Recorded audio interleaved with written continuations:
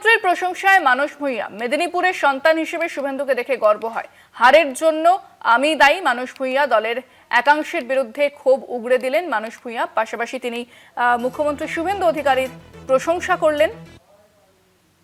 মুখ্যমন্ত্রীর প্রশংসায় মানস ভূঁইয়া। মেদিনীপুরের সন্তান হিসেবে শুভেন্দুকে দেখে গর্ব হয়, এমনটাই শুভেন্দু অধিকারীর প্রশংসা করলেন মানস ভূঁইয়া।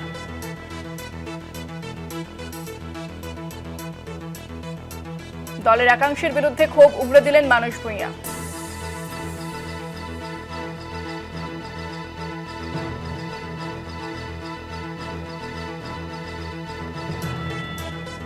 ফোনে রয়েছেন প্রতিনিধি সৌম্যকান্ত ত্রিপাঠী। সৌম্যকান্তি, ঠিক কি বলেছেন মানস ভূঁইয়া শুভেন্দু অধিকারী সম্পর্কে?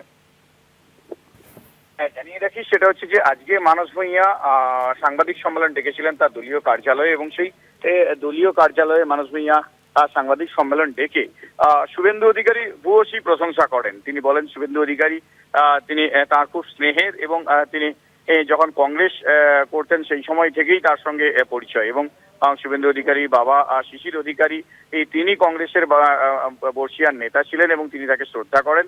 এবং যেখানে তিনি বারবার জানিয়েছেন যে পশ্চিম মেদিনীপুর জেলা, অবিভক্ত মেদিনীপুর জেলা থেকে শুভেন্দু অধিকারী এই যে মুখ্যমন্ত্রী হয়েছেন তাতে তিনি খুব গর্বিত, এবং মেদিনীপুরবাসী হিসেবে তিনি গর্বিত। এবং পাশাপাশি শুভেন্দু অধিকারীকে তিনি অনুরোধ করেন যে এই মুহূর্তে যেভাবে ভোট পরবর্তী হিংসা চলছে সেই ভোট পরবর্তী হিংসায় যেন রাশ টানা যায়, এবং শুভেন্দু অধিকারীকে তিনি লড়াকু নেতা হিসেবেও তিনি উল্লেখ করেন। এবং পাশাপাশি তিনি বলেন শুভেন্দু অধিকারীর জেদ রয়েছে, তিনি উন্নয়ন করতে পারবেন।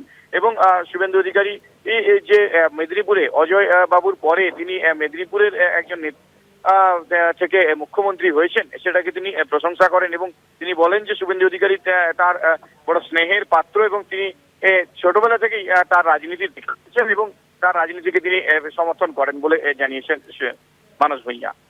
সেক্ষেত্রে সৌম্যকান্তি, এই যে মানস ভূঁইয়া তিনি যে প্রশংসা করলেন শুভেন্দু অধিকারীর, এই বিষয়ে দলের তরফ থেকে কোনো প্রতিক্রিয়া পাওয়া গেছে তৃণমূলের তরফ থেকে? কারণ তিনি দলের একাংশের বিরুদ্ধেও ক্ষোভ উগড়ে দিয়েছেন।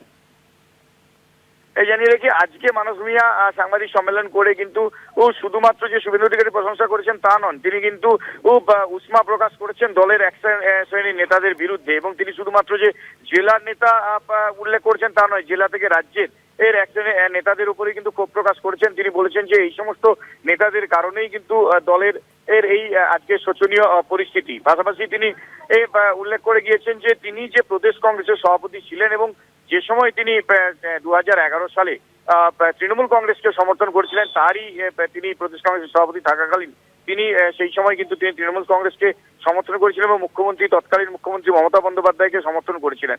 কিন্তু নিজেকে কাঠবিড়ালির সঙ্গে তুলনা করে তিনি বলেন যে তিনি এই সহযোগিতা করা সত্ত্বেও তার এই কৃতিত্বকে কেউই স্বীকার করেন না, এবং তিনি একমাত্র প্রদেশ কংগ্রেস সভাপতি ছিলেন যিনি এই বামফ্রন্টের বিরুদ্ধে দাঁড়িয়ে তিনি তৎকালীন মমতা বন্দ্যোপাধ্যায়কে সমর্থন করেছিলেন বলেই এই পরিবর্তনের সরকার এসেছিল বলে তিনি দাবি করেন। এবং তিনি বলেন যে তিনি এই সহযোগিতা করা সত্ত্বেও তাকে কিন্তু এই বিষয় নিয়ে কেউই তার কৃতিত্বকে স্বীকার করেন না, এবং শুধু কেউ নয়, তৎকালীন মুখ্যমন্ত্রী মমতা বন্দ্যোপাধ্যায় যতদিন ছিলেন তিনিও কোনোদিন কিন্তু এই বিষয়টি নিয়ে স্বীকার করেননি। এ নিয়ে তিনি আক্ষেপ প্রকাশ করেন। তবে পাশাপাশি তিনি তৃণমূল কংগ্রেসের দলীয় নেতৃত্বদের বিরুদ্ধেও উষ্মা প্রকাশ করেন, এবং তিনি বলেন যে এই নেতৃত্বদের কলকাতা এবং জেলার এক শ্রেণীর নেতৃত্বরা তারা দলের বিভিন্ন রকম দলের কর্মকাণ্ডের জন্য জড়িয়ে গিয়েছিলেন, এবং সেই কারণেই কিন্তু আজকে ফলাফলের এই হাল হয়েছে।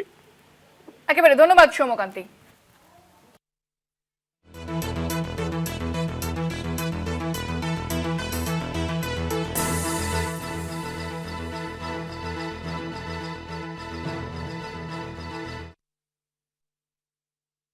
উন্নয়নের নিরিখে মানুষের কোনো ক্ষোভ থাকবে এটা আমি বিশ্বাস করি না। হয়তো আমাদের কোনো ত্রুটি থেকেছে, ভালোবাসায় ত্রুটি, আদরে ত্রুটি, হয়তো সাংগঠনিক কাজের ত্রুটি, হয়তো বিরোধী দলের প্রচারের মোকাবেলা করতে না পারা। আমি আমার নিজের কাঁধে সেই দায়িত্ব তুলে নিলাম। আমার সবংয়ের পরাজয়ের জন্য মূল অপরাধী আমি। আমি দলের কাউকেই এই ব্যাপারে ইঙ্গিত করতে চাই না। সব কর্মী, নেতা, ভাই, দাদা, বোনেরা অক্লান্ত পরিশ্রম করেছে। আমি শুভেন্দু বাবুকে স্নেহ করি, ভালোবাসি। ওর ছাত্র জীবন থেকে শ্রীসিদ্ধা আমাদের শ্রদ্ধেয় নেতা ছিলেন। উনি বোধহয় 2001 সালে শেষ তৃণমূল ছেড়েছিলেন। লড়াই করতেন, উনি সংগ্রাম করতেন সিপিএম এর বিরুদ্ধে। ছাত্র জীবন থেকে আমি ওকে বিলক্ষণ চিনি। একটা জেদি কাজ করার ছেলে, এবং মেদিনীপুরের ছেলে তো। আমি মেদিনীপুরের মানুষ। এক নদী রক্ত দিয়েছে মেদিনীপুর জেলা স্বাধীনতার সংগ্রামে। কেউ মর্যাদা দেয়নি রে ভাই। সে বিধানবাবুর পর থেকে কেউ মেদিনীপুরকে দেখেনি।